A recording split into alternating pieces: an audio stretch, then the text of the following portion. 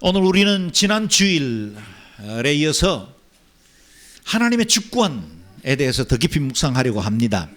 지난 주일 들었던 말씀 잠깐 정리해 봅니다. 바울은 동족 이스라엘이 메시아를 받아들이지 않는 것에 대해서 큰 근심과 고통을 가지고 있다고 토로합니다. 동시에 선민 이스라엘이 그리스도를 믿지 않는다는 사실 때문에 하나님의 언약은 결코 취소되지 않는다는 사실을 구약의 세 가지 예를 들어서 설명해 주었죠. 그 첫 번째는 아브라함의 두 아들 이스마엘과 이삭 가운데 이스마엘은 유기되고 이삭은 약속의 씨가 되었다. 그렇게 선택받았다는 겁니다. 두 번째는 쌍둥이였던 같은 엄마의 배에서 태어났지만 에서와 야곱 가운데 그들이 선이나 악을 행하기도 전에 이미 누구를 통해서 하나님의 언약이 이어질 것인지를 결정하셨다. 예정되었다는 겁니다. 세 번째는 바로의 강팍함에도 하나님의 영광을 드러낼 섭리의 일부분으로 하나님이 사용하셨다는 겁니다. 이 세 가지 예를 통해서 얻은 결론이 무엇일까요? 네 가지로 저는 정리해 보았습니다. 그 첫 번째는 하나님의 언약은 결코 취소되거나 변화되지 않습니다. 아멘. 둘째, 이스라엘을 향한 하나님의 계획은 변하지 않았습니다. 아멘. 셋째, 하나님께는 민족이나 혈통이 중요하지 않습니다. 이스라엘이든 이방인이든 언약의 완성으로 오신 예수 그리스도를 믿는 믿음으로 구원을 받을 수 있습니다. 아멘. 넷째, 모든 예정과 선택의 주권은 하나님께 달려 있습니다. 아멘. 오늘 우리가 읽은 이 본문은 이와 같은 네 가지 정리에 대해서 약간의 의구심을 갖고 또 다른 회의론을 주장할 수 있는 사람들에 대한 대답이라고 할 수 있겠습니다. 함께 19절 말씀을 읽어보겠습니다. 시작. 그러면 그대는 내게 그렇다면 하나님은 왜 여전히 책망하시는 것입니까? 누가 그분의 뜻을 거역하겠습니까? 라고 할 것입니다. 아멘. 이 질문이 누구의 질문일까요? 아마도 이스마엘이나 에서나 바로와 같이 자신은 선택받지 못하고 유기되었다고 생각하는, 억울하다고 생각하는 사람들이 던질 수 있는 질문일 겁니다. 이 질문을 우리에게 좀 더 익숙한 오늘 우리들의 말로 바꾸면 이렇게 표현할 수 있겠습니다. 만일 하나님이 모든 것을 예정하시고 결정하신다면 이 일에 대한 책임 역시 하나님이 지셔야 하지 않습니까? 그 누구도 하나님의 뜻을 거역할 수 없다면 선택받았건 유기되었건 인간은 운명론적으로 결정되었고 그래서 인간의 믿음의 유무에 대해서 책임을 물어서는 안 됩니다. 는 겁니다. 여러분은 마치 이스마엘이나 에서가 주장하는 것과 같은 이 대변인의 말을 듣고 어떤 느낌이 드십니까? 아마 고개가 끄덕여지기도 할 겁니다. 또 누군가에게 여러분은 이런 질문을 받아본 적도 있죠. 만약 내가 예수를 믿지 않는 것도 하나님께서 예정하셨다면 그 책임은 하나님이 져야 하지 않습니까? 그러므로 나의 불신에 대한 심판은 의롭지 않습니다. 하나님께서 예정하셨다는데 제가 어찌 이 일에 대해서 거절을 할 수 있겠습니까? 하는 거예요. 예정론에 대해서 종종 제기하는 반론이기도 하죠. 바울은 이런 항변에 대해서 토기장이의 비유를 들어 단호하게 하나님의 전적인 주권에 대해서 말씀하십니다. 20절, 21절 말씀 자막을 통해서 다시 읽어보죠. 시작. 그러나 사람이 무엇이기에 감히 하나님께 말대답한단 말입니까? 지음을 받은 것이 지은 자에게 왜 나를 이렇게 만들었습니까? 라고 대들 수 있겠습니까? 토기장이가 진흙 한 덩어리를 가지고 하나는 귀 쓸 그릇을 다른 하나는 막 쓸 그릇을 만들 권리가 없겠습니까? 읽을 때 어떤 느낌이 드시나요? 지난 주일에 여러 가지 비유를 들어 예정과 선택에 대해서 설명해 주던 것과는 달리 오늘 본문은 어떤 이의를 제기하는 것도 용납하지 않을 태세입니다. 마치 이렇게 말씀하시는 것 같습니다. 신앙에 대해서 여러 가지 의구심도 갖고 논쟁해도 괜찮다. 그러나 하나님의 주권에 대해서 항변하는 것은 용납할 수 없다. 그래서 오늘 본문은 도전적으로 되묻습니다. 사람이 무엇이기에 감히 하나님께 말대답을 한단 말입니까? 왜 나를 이렇게 만들었습니까? 라고 대들 수 있겠습니까? 여기 말대답, 대들다 이런 말들은 말대꾸나 시비, 대적 이런 것을 의미하는 단어입니다. 바울은 이에 대해서 단호하죠. 사람이 무엇이기에 감히, 사람이 무엇이기에 감히라는 말로 인간의 위치가 하나님의 주권에 대해서 무엇을 요구하거나 대항할 존재가 결코 아니라는 사실을 분명히 합니다. 창조주와 피조물 사이에 선을 쫙 끈 겁니다. 인간이 피조물의 한계를 망각하고 창조주 하나님께 항변하고 논쟁할 수 있고 무엇인가 의의를 제기할 수 있다고 생각하는 것 자체가 죄로부터 나온 것입니다. 하나님은 하나님이십니다. 하나님을 하나님 되게 해야 합니다.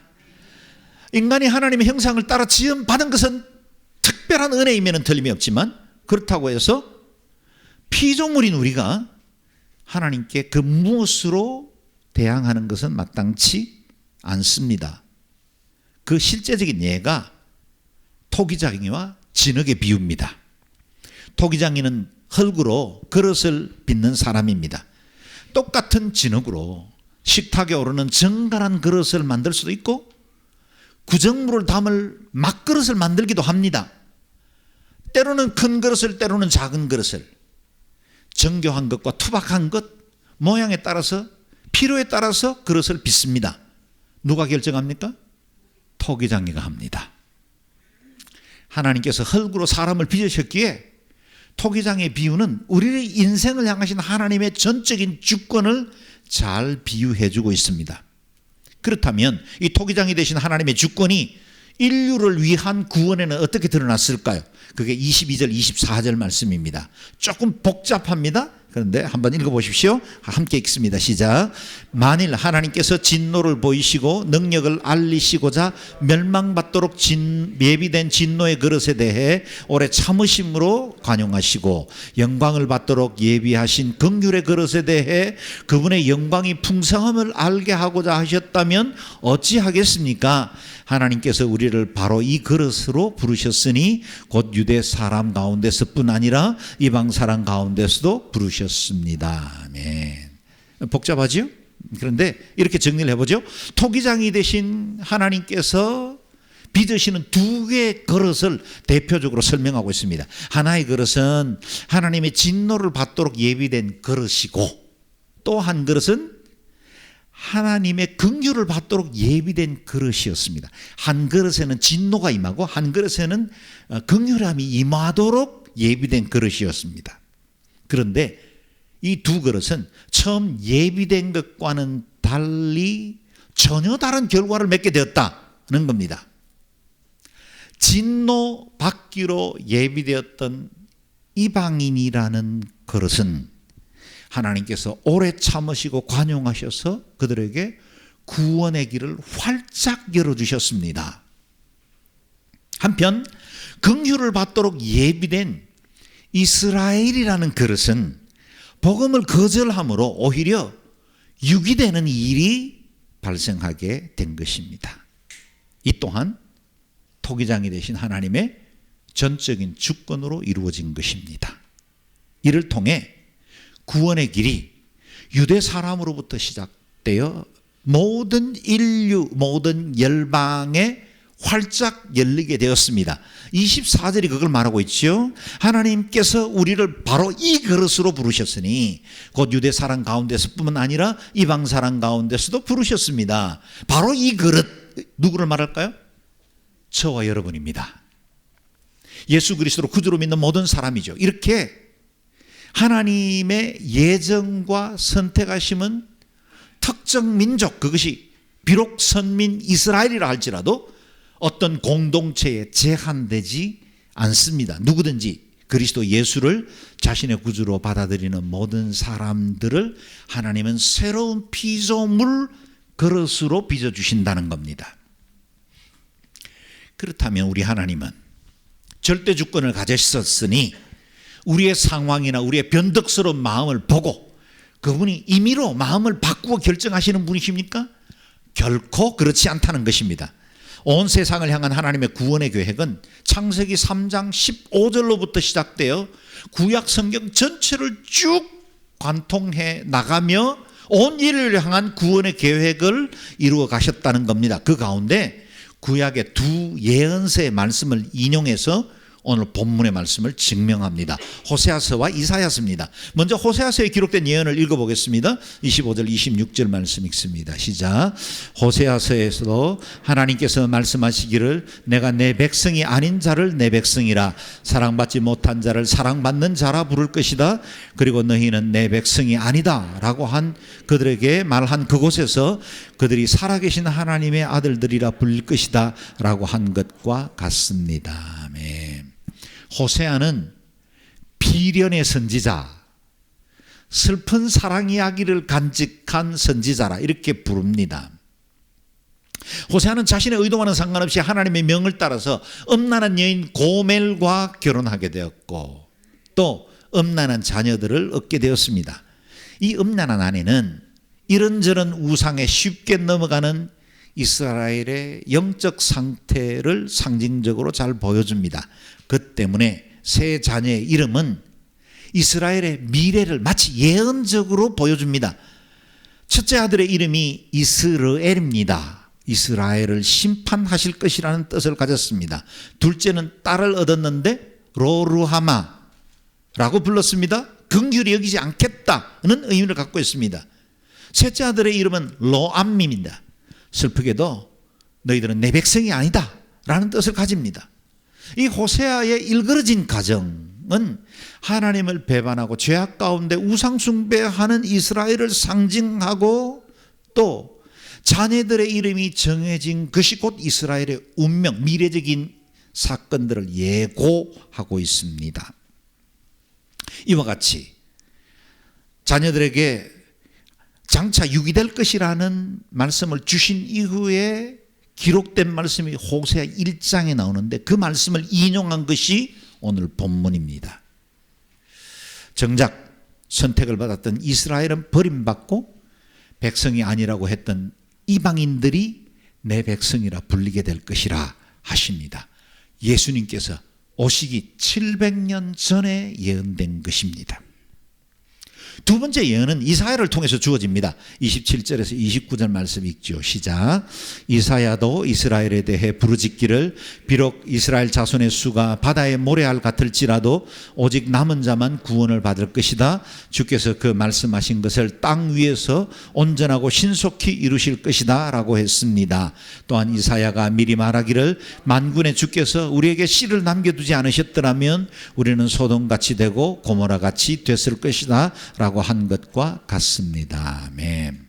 하나님께서 아브라함을 복의 근원으로 부르셨을 때 내 후손이 하늘의 별과 같이 바닷가의 모래알처럼 많아질 것이다 라고 말씀하셨고 그 언약은 1차적으로 이스라엘 백성들에게 성취되어서 과연 이스라엘은 크게 번성하는 민족이 되었습니다. 그럼에도 불구하고 그들이 언약을 저버림으로 인해서 소수의 남은 자 렘넌트, 남은 자, 그루터기들만 구원받게 되었다는 겁니다.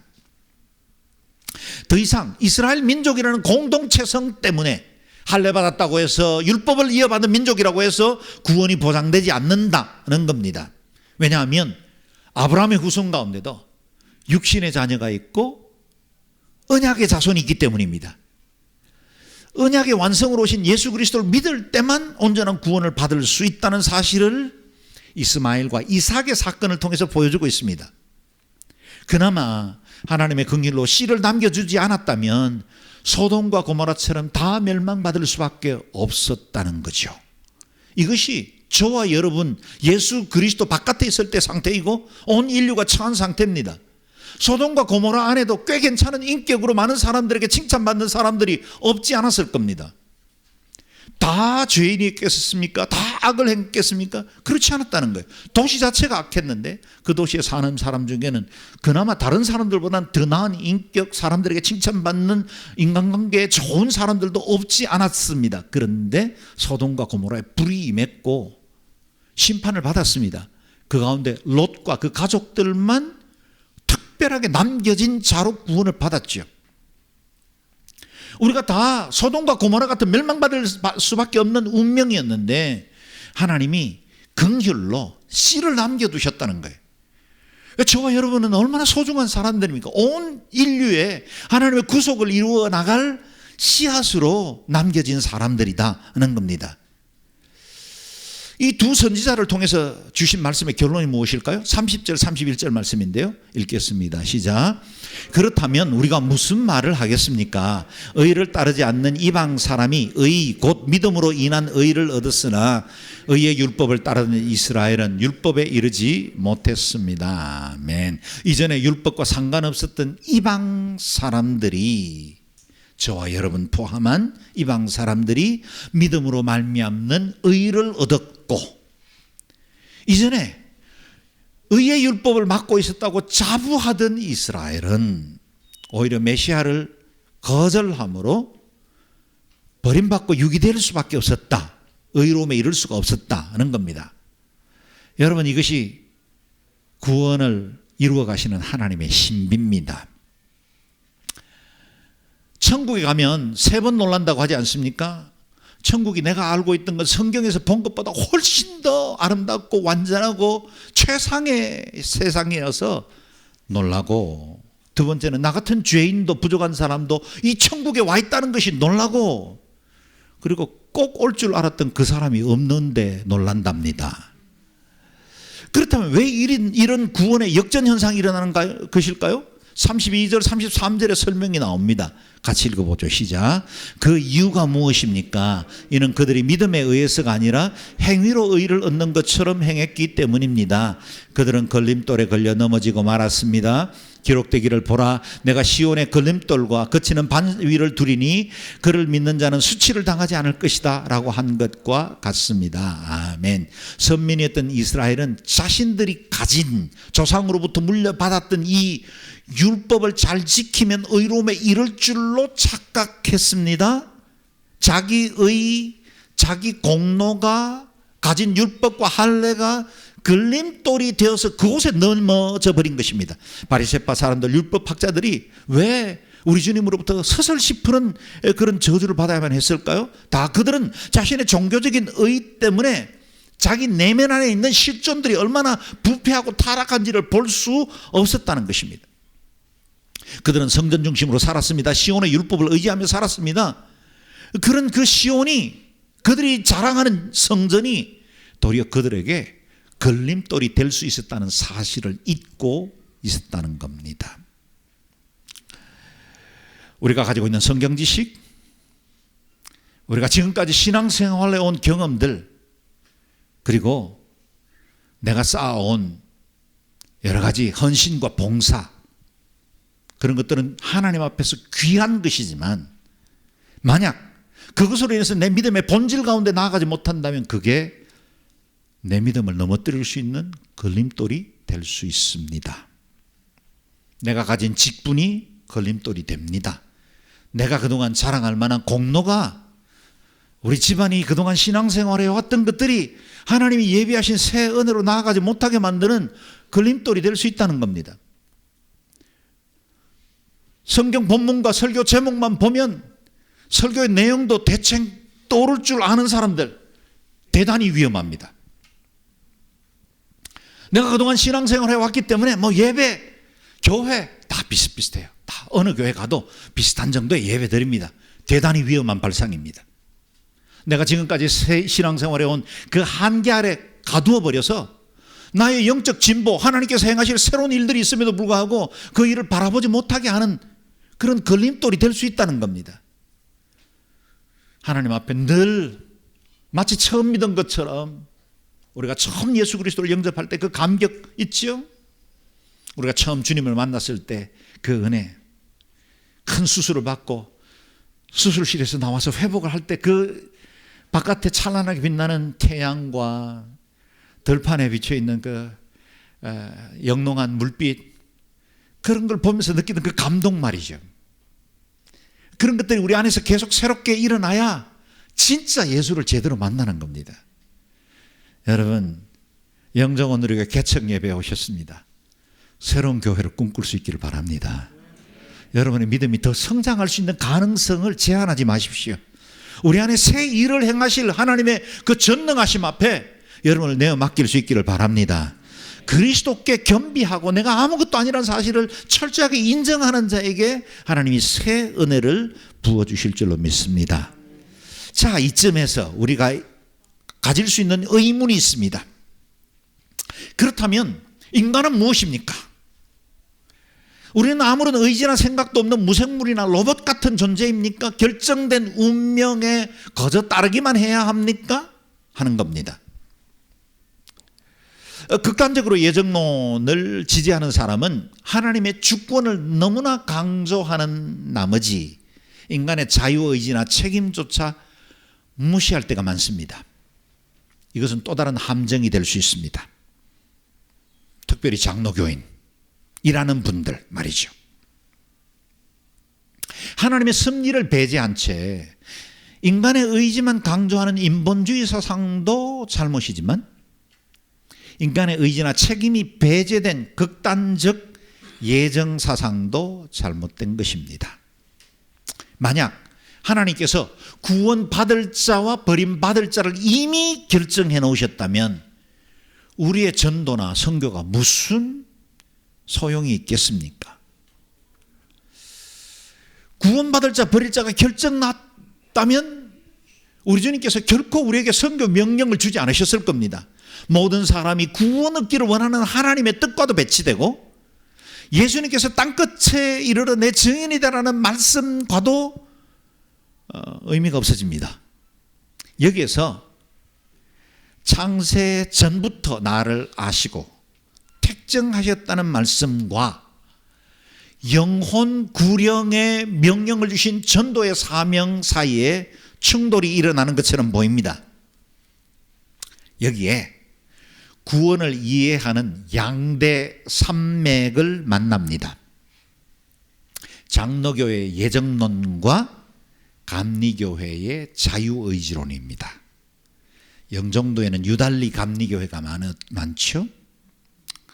그렇다면 칼뱅과 웨슬리는 서로 만날 수 없는 사람입니까? 결코 그렇지 않습니다. 웨슬리는 감리교회를 시작하던 초기에는 장로교의 예정론에 대해서 굉장히 날선 비판을 하기도 했습니다.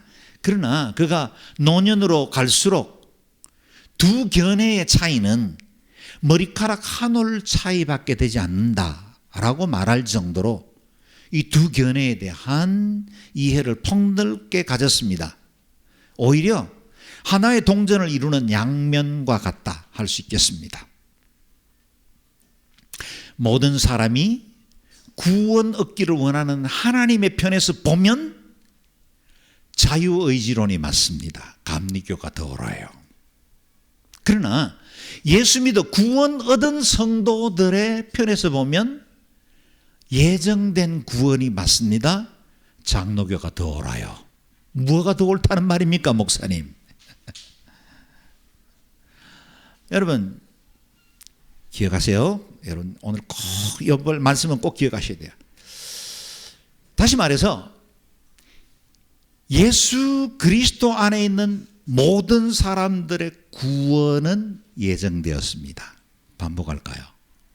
우리의 구원의 예정은 예수 그리스도 안에 있습니다. 다시 말해서 모든 사람 누구든지 주의 이름을 부르면 구원을 받기를 원합니다. 아무도 멸망하지 하기를 원치 않습니다. 악인 하나라도 회개하고 돌아오면 구원을 주시는 하나님이십니다. 그래서 우리가 때를 얻든지 못 얻든지 복음 전해야 합니다. 모든 사람에게 복음이 필요하고 모든 사람이 죄 사함의 은혜를 누려야 합니다. 어떤 분이 우리의 구원에 대해서 이렇게 비유를 했는데 정말 적절한 표현 같습니다. 우리가 천국 문 앞에 가면 거기에 큰 글씨로 이렇게 환영 문구가 쓰여 있답니다. 어느 누구나 오라. 어느 누구나 오라. 모든 인종, 혈통, 지역적인 배경, 도덕적인 가치나 인격의 경중에 상관없이 어느 누구나 오라. 모든 사람을 향하신 하나님의 마음입니다. 그런데 우리가 그 황금문을 통과하고 조금 걸어 들어가다가 천국에서 뒤를 돌아서 그 문을 봤더니 문 뒤편에는 이렇게 적혀 있다는 거예요. 내가 너를 택하였노라. 다시 말해 천국은 모든 사람들에게 다 열려 있습니다. 누구나 구원받을 수 있습니다. 누구든지 예수 그리스도를 나의 구주로 영접하기만 하면 영원한 생명이 예정되어 있습니다. 선택받았습니다. 하나님께서 나를 지명하시고 부르셨다는 사실을 확인할 수 있습니다.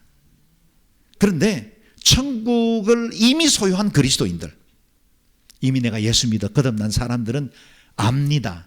누구에게나 열려있는 구원이지만 모든 사람이 구원받는 건 아닙니다. 그래서 천국 문 안에 들어와 있는 저와 여러분은 깨닫습니다. 하나님이 만세전부터 나를 지명하셨고 모태에서부터 나를 구별하여 하나님의 자녀 삼아주셨구나. 할렐루야. 여러분 보십시오. 우리 하나님은 전지전능하신 분이십니다. 그래서 모든 것을 다 아시죠. 누가 예수를 믿어 구원을 얻을 사람인지, 누가 복음을 거부하고 심판받을 사람인지조차 다 아시는 분이십니다. 그래서 우리 하나님의 예정은 예지예정입니다. 미리 아시는 분이십니다. 우리는 시간과 공간 한계를 따라서 살기 때문에 누가 구원받을 사람인지 누가 구원받지 못할 사람인지 알지 못하지만 우리 하나님은 다 아십니다. 그래서 창세전부터 우리의 구원을 다 아시고 예정하셨다는 말씀이 기록될 수 있는 것입니다. 그러므로 구원 얻은 저와 여러분은 늘 감사와 찬양으로 하나님께 영광을 돌립시다. 동시에 아직 이 은혜를 알지 못하는 사람들에게 복음 전하는 자가 되어야 합니다. 동시에 우리가 마음에 깊이 새겨야 할 진리가 있습니다. 마음에 잘 새기셔야 돼요. 하나님의 주권은 결코 우리를 나쁜 길로 이끌지 않습니다. 아멘.